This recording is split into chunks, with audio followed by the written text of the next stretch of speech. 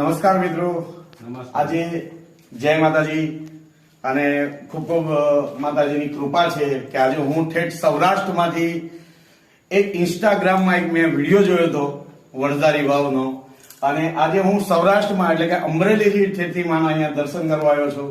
અને મિત્રો, આ ભારતનું એક એવું સ્થળ છે કે લાખો વણઝારો જે થઈ ગયા, આ એ જ વણઝારી વાવ છે.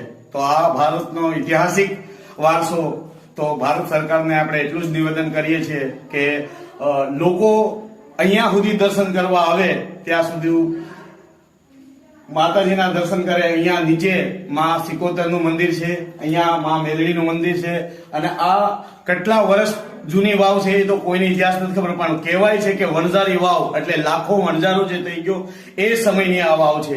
અહીંયા સ્થાનિકમાં ભાઈ છે જે એમના માતાજી વિશે કંઈક કહેશે.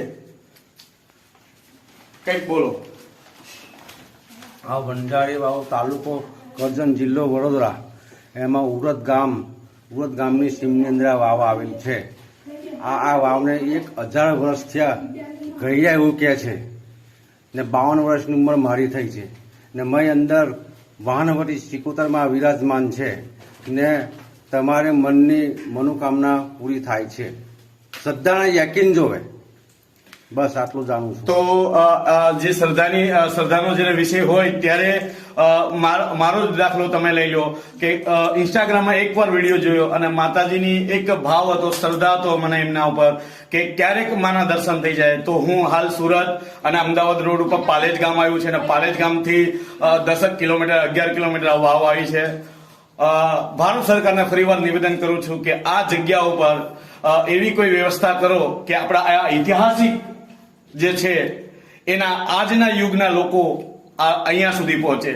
અને મિત્રો, આ જે પણ તમારી મનોકામના હોય, જે પણ તમારી ઈચ્છાઓ હોય, આ માં સિકોતર અને માં મેલડીના સાનિધ્યમાં તમે આવી અને તમે એકવાર તમે દર્શન કરશો તો તમને બહુ જ આનંદ થશે અને બહુ જ તમે હરખથી આનંદ કરશો. એટલે શ્રદ્ધાનો વિષય છે.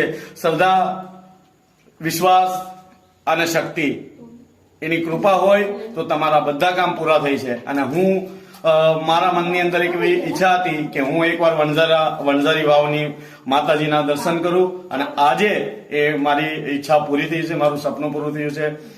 તો બોલ મેલડી માત કી, બોલ સિકોતર.